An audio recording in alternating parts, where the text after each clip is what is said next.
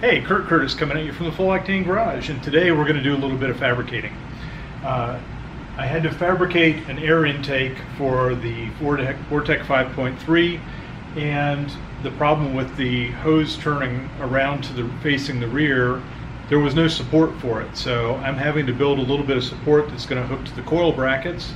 And so what I did was, this is the mass airflow sensor, and as you can see, it's got these three little holes in it. So what I did was I took the positioning of where this is going to mount, and I fabricated out of thin aluminum with tin shears the piece that I'd like to see. And so I got it all mounted in.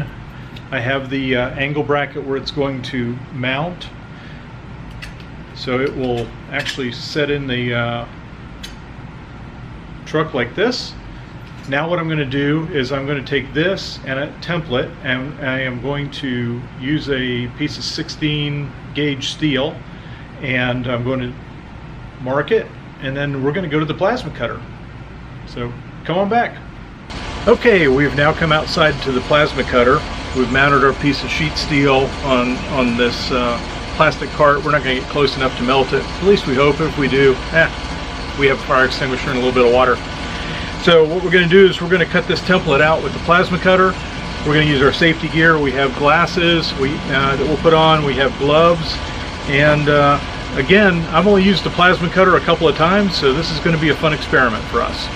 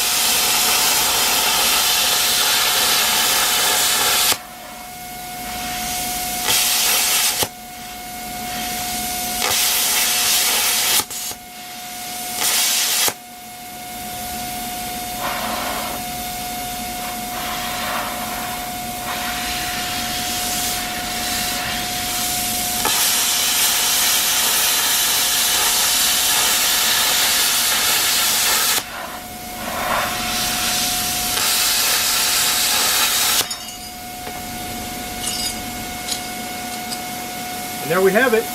The rough piece is cut out.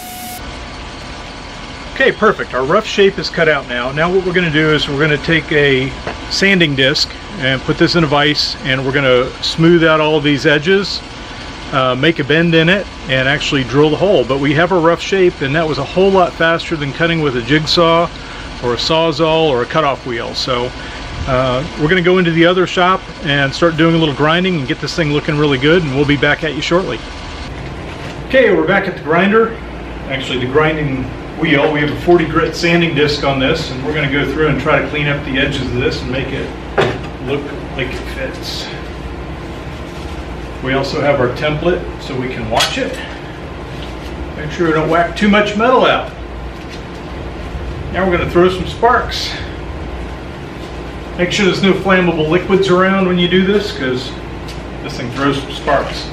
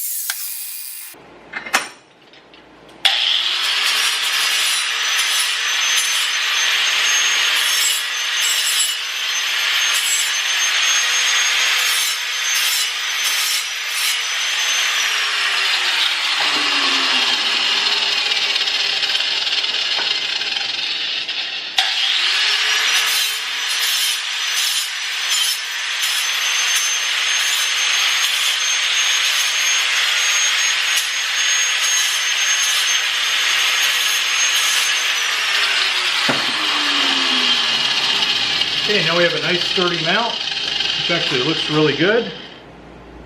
We'll go drill some holes and put it in. All right, we're back at you.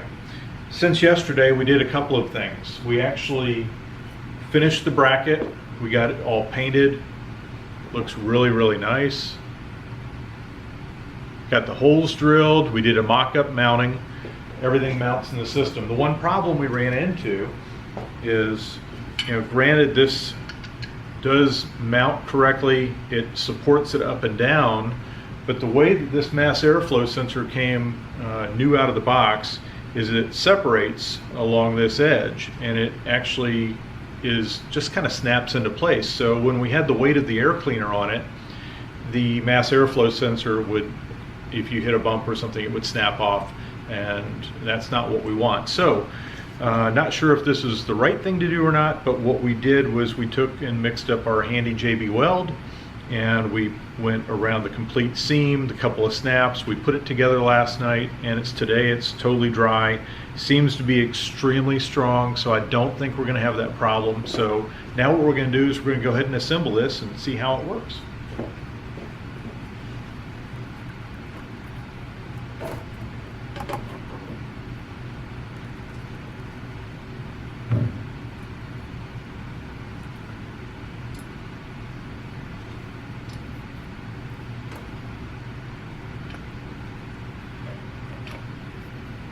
In this bolt hole, we're actually using a self-locking nut, nylock, to keep it in place.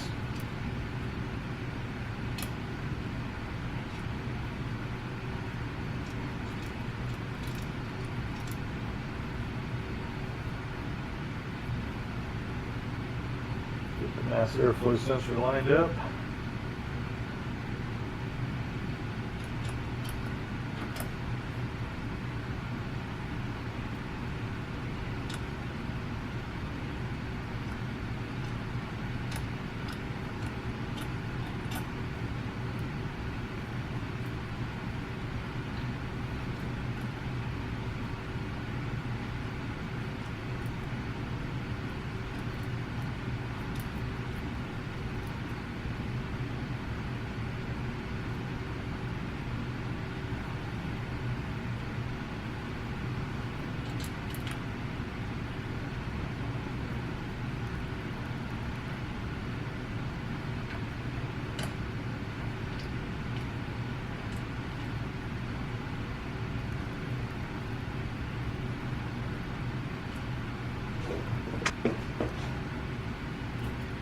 Back screws being a little problematic, but we'll get through.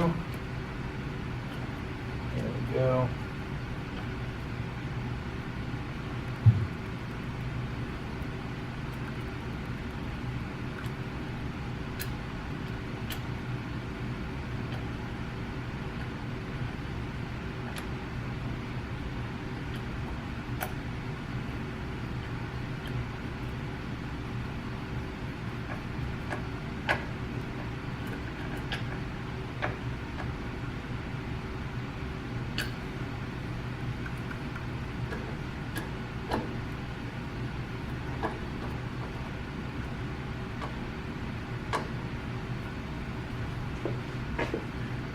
And we'll take our air snorkel and put it in.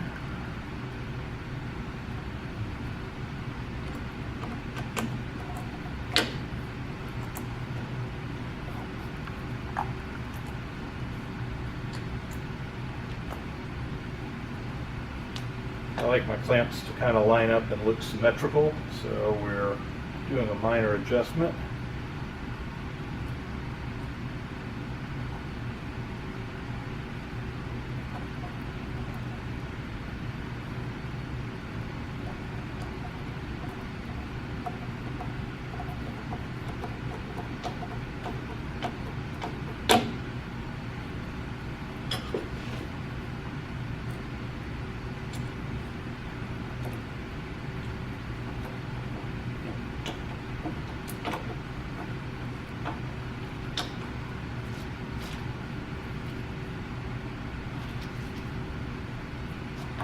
Have the mass airflow sensor wiring.